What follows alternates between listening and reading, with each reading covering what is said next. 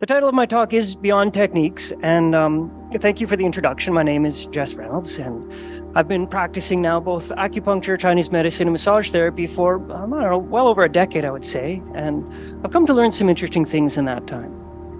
So the thing I want to talk to you about is what I've come to believe is the single most important asset that you have for the success of your practice. And I think it's more important than like your new awesome hydraulic table, which are awesome.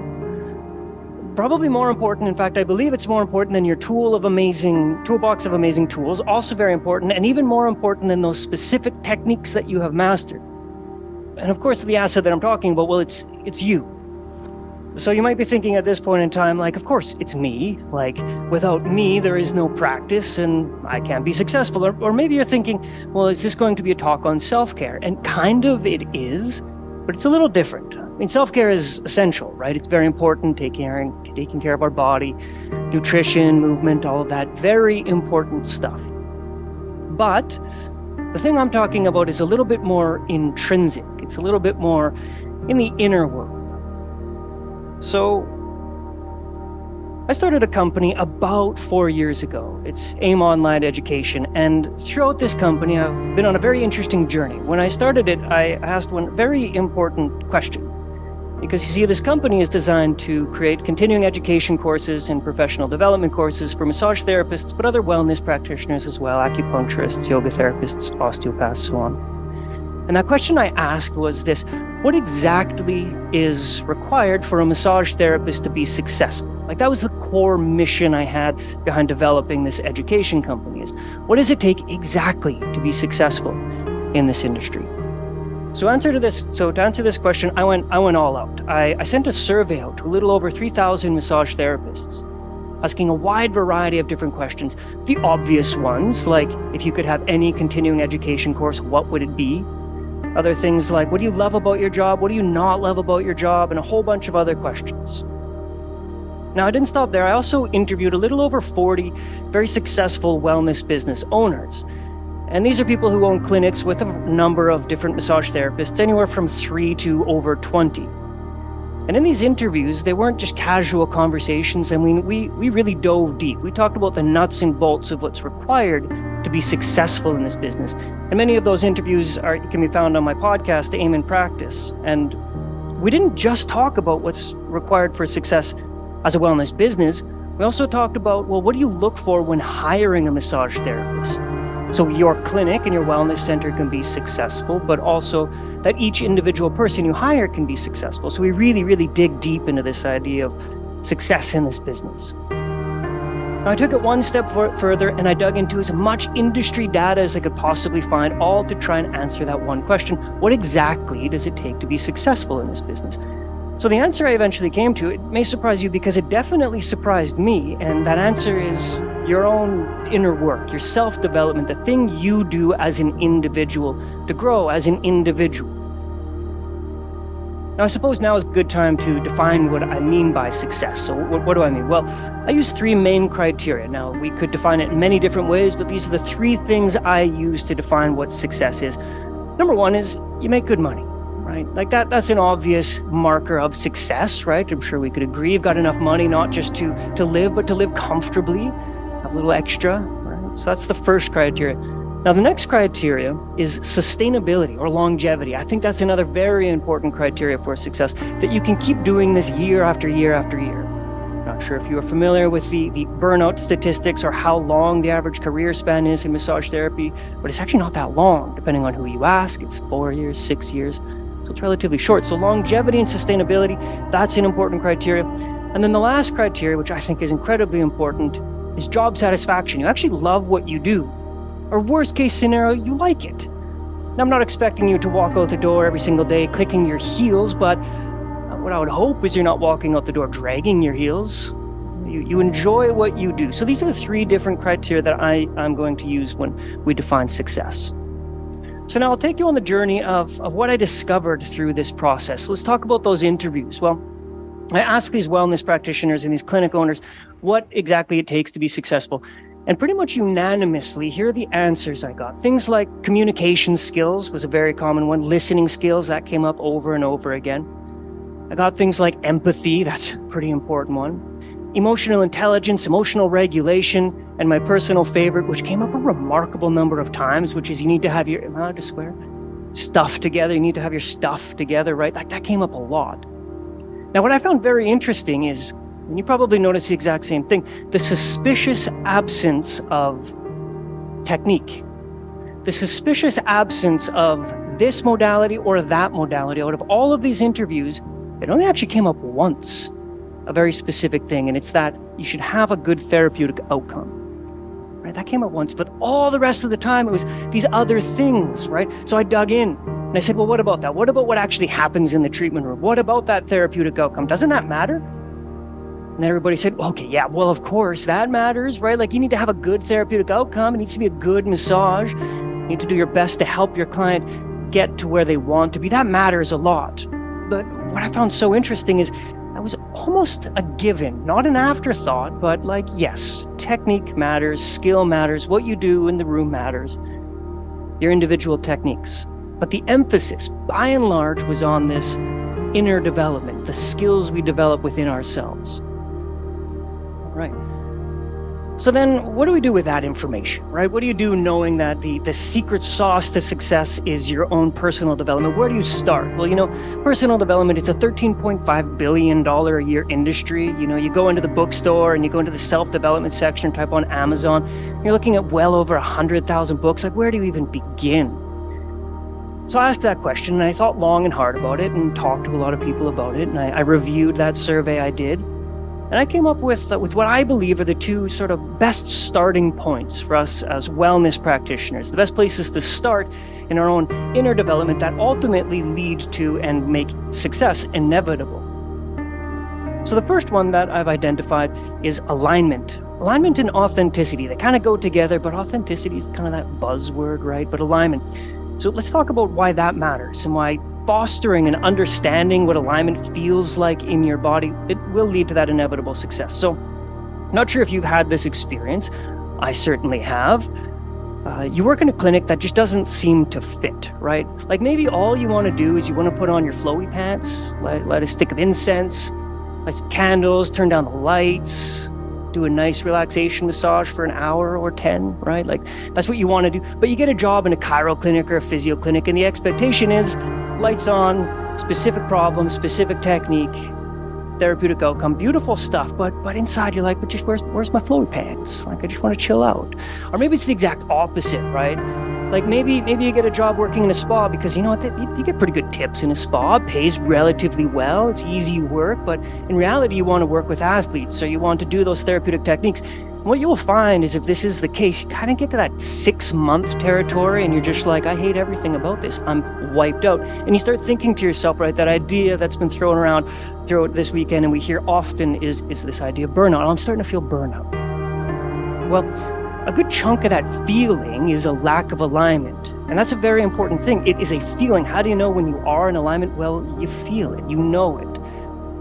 And that kind of goes into that idea of sustainability and longevity and being able to love what you do. Well, it turns out when you are in alignment with what you really want to be doing, you can do it all the time. There's this idea and it's called effortless action. The more common term for it is flow, a flow state, right? In Chinese medicine, so that's primarily what I practice, we call it Wu Wei, right? So it's been around for a long time. And this idea of effortless action is being so in alignment with what you're doing and enjoying it so much that it feels like it doesn't take any effort. It feels like you could do it all day and you're not wiped out at the end of it. You're fueled. And as Mark said this morning during the panel, right? Like you get to the end of the day and you're tired, sure, but you're not wiped out.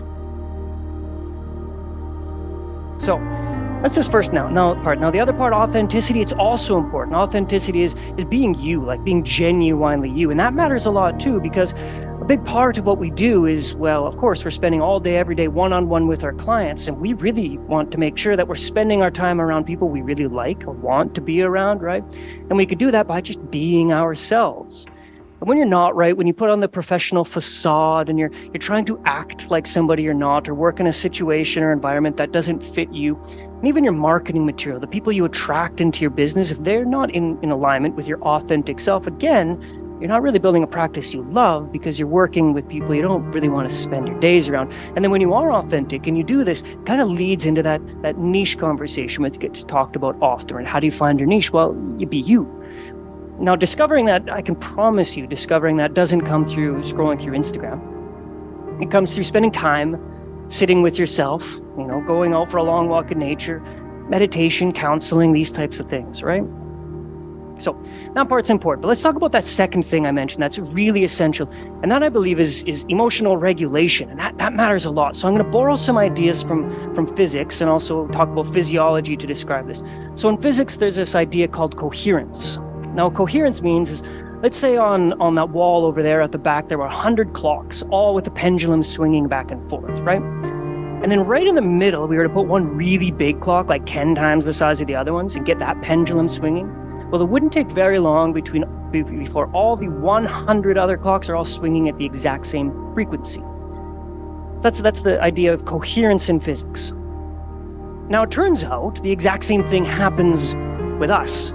So humans, or virtually any living being, we all emit a frequency. The clock is 1 hertz per second, but humans emit electromagnetic frequencies. And I don't want to dig too deep and veer into the wonderful world of like metaphysics and woo, but we kind of have to go there a little bit because we do emit these frequencies. Now, the argument isn't whether we do or do not. Is it a foot from your body, 10 feet from your body? Like, how far do these frequency goes? But it turns out that's irrelevant for us because we're in contact with other bodies all the time.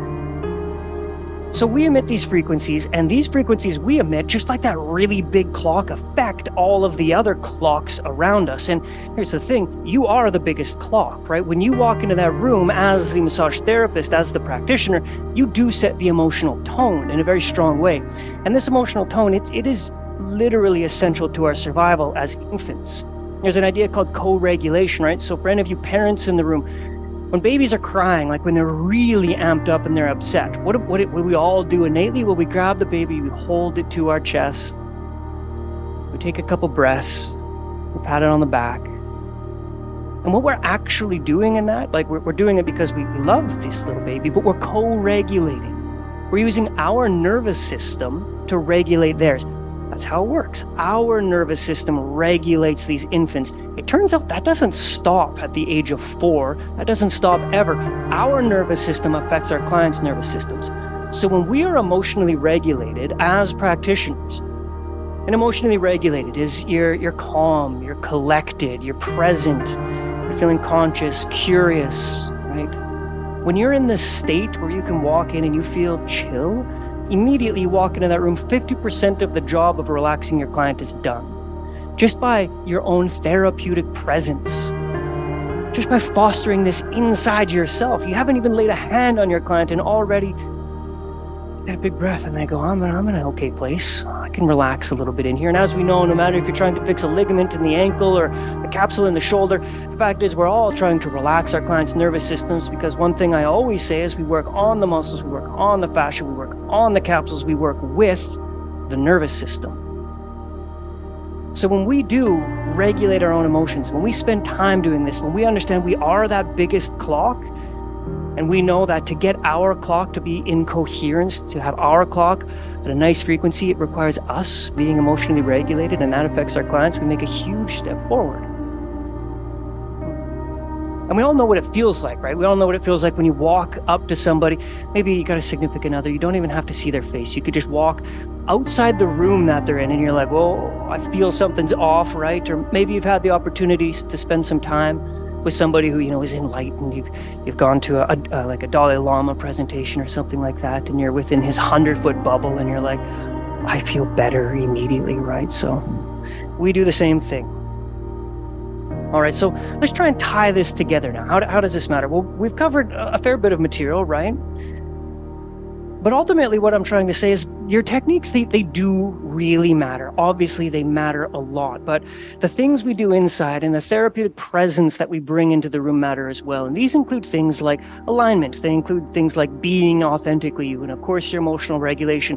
What I haven't talked about is how to do it, right? That's its own massive conversation. We'll talk a little bit about it tomorrow if any of you are going to my workshop on acupressure, because it turns out that's really what acupressure is. So we'll talk more about it then. But there are many different techniques, and the menu is large when it comes to the things we can do. I mean, my personal favorite, meditation, matters a lot. And you do 3 deep breaths. Turns out you're meditating. It's not some magical, challenging thing. So taking a moment before you walk into the room, just a moment, having a few breaths and knowing that you are walking into the room as the big clock. So with that, I say, doing these things and doing your own inner work, this is the secret to what I believe is sustainable success. This is what turns a transactional relationship into more of a transformational one, right? This is the thing, I believe, that extra little bit that takes those one-time clients into the lifelong advocates of you as a practitioner, who are constantly referring people to you as that person, as that therapist. So then the call to action, as it were, the thing I would encourage you to do is take some time this week, ideally, the sooner the better, and sit down and maybe write down your values, right? Like, what do you as an individual value most? When you reflect on your past as a practitioner, when were the times in your practice where you felt that effortless action, that this feels right, this is the right thing for me? Or what might be even more helpful is remembering the times where it didn't, right? As they say, some of the best ways to figure out who you are is to figure out who you aren't first. So reflect on those times, write it down, and then see what baby steps you could take to making every single day a little bit more of that, a little bit more you get to go to work and do the thing you love to do, work with the people you want to spend your time with. And also breathe. It's probably pretty important when we get our clients to do it all the time. In my opinion, the best massage is the one where you come out feeling like you should be paying them. You know, I feel super chill afterwards. So with that, then, I do thank you for your time. I appreciate it. The last thing I'd say is, while this has all been about aiming for success, I think maybe we should try and aim for something a little bit more than success, aiming for fulfillment, both for ourselves, I think, as well as for our clients. So if you have any questions about this, I will be around the rest of today, and I'll be around all day tomorrow. As I mentioned, I'm doing a workshop on acupressure where we talk about that. Now, I would love to chat more about it if this has resonated with you in any way. Certainly track me down. I'm happy to chat. And with that, I really thank you for your time.